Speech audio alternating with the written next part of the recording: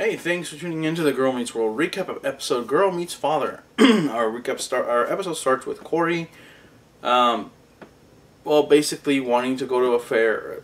Well, no, the episode. Okay, the episode basically states that Cory has a tradition and the family goes on a roller coaster and takes the last ride of the day at the end of the fair. And unfortunately for him, Maya and Riley have their first dance coming up.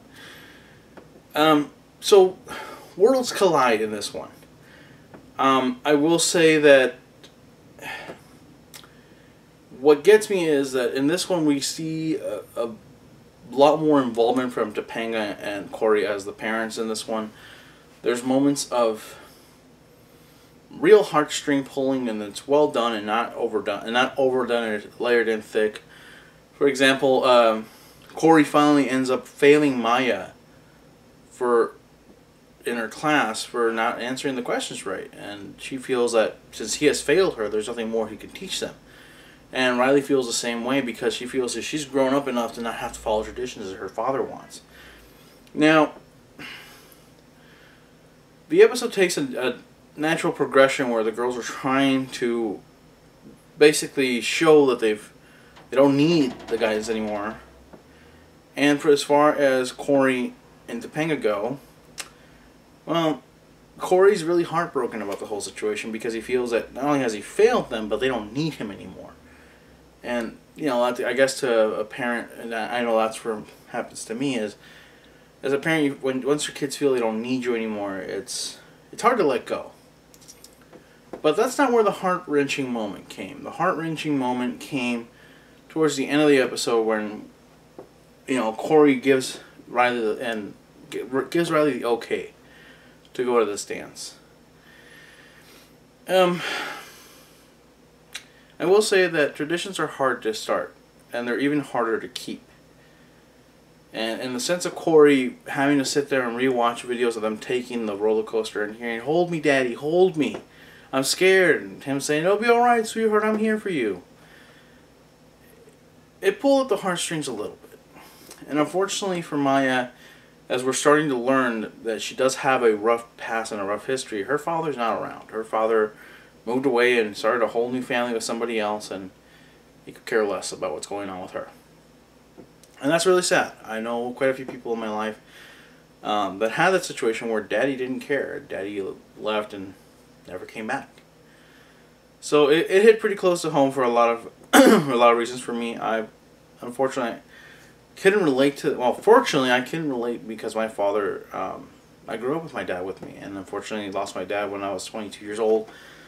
So I had him long enough to make it to adulthood, and you know, you think you're good. The biggest thing for me in this whole episode is whether you're 12 or 22, you think you've grown up enough and you don't need your parents anymore until they're not there anymore, and then you realize, crap, I still need them.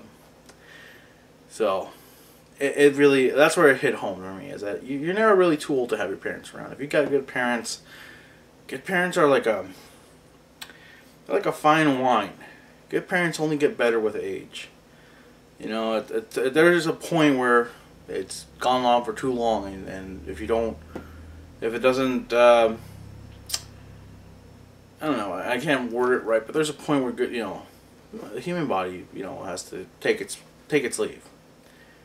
But if you don't take advantage of when that fine wine is at the peak of perfection, you might miss out some great things. And I think for people like me who lost their parents too early, we can all sit back and go, yeah, even at my age now, I'm almost 34. I'll be 34 in a month, quite literally. I can always sit here and tell you that I could really use my mom and dad.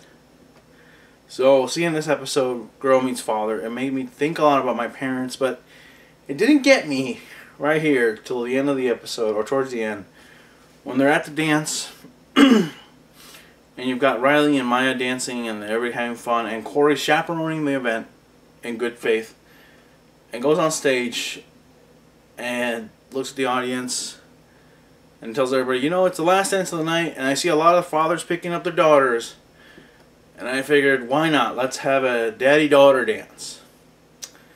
Now, I haven't had the chance to take either of my girls to a daddy-daughter dance, or a father-daughter dance, whatever you want to call it. And I look forward to the day that I may or may not get to do that. But for a moment there, you know, you realize, oh, how sweet, he just wants to dance with Riley, but you forget that Maya has no one to dance with. And that's what Cory really gets you. Because of course he goes straight for Maya and puts his hand out and starts dancing with her. And as someone who, like I said, if you're watching the show long enough and you can see a lot of pain in Maya. Like, they're being subtle about it, but if you're an older person, you've experienced enough in life to know how people really hide their emotions. The girl playing Maya is actually a really talented actress, because when you think back, you can really see how much she's hurting inside. I mean, it's becoming more obvious now, but you know, it's their 4th episode, and now they're starting to touch base on it. But when you go back to the first episode and rewatch it, it's starting to become blatant. You know, it's coming to the surface a lot more clear. So, again, this episode took a lot of the heartstrings and tugged on them pretty good. So, good job. I think it's fantastic. And it was really well done. So, to conclude the episode, I'll leave it up to you. Go watch the episode, Girl Meets Father. Honestly, it really is worth watching. It's one of the best episodes so far. Watching the characters and the kids develop, and watching, you know, a kid that we watched growing up in Cory having to take the reins of not only, you know, Mr. Feeney's role as a teacher, as a mentor, but, you know, having to stand on his own 2 feet as a father. It's still hard to look at them and think that, man, these two are old enough to be parents. You know, they've got a 12-year-old daughter, a 4-year-old son, and that's the show. But I still look at both of them and think, stupid college kids. They're so cute. And then you think back and it's like, wait a minute. We're the same age, roughly. Crap. So with that, thanks for checking it out. Let me know what you think in the comments. And, of course, go ahead and subscribe to that whole thing. But until next time, and next week, for the next Girl Meets World recap, if you care to watch. Until next time, enjoy.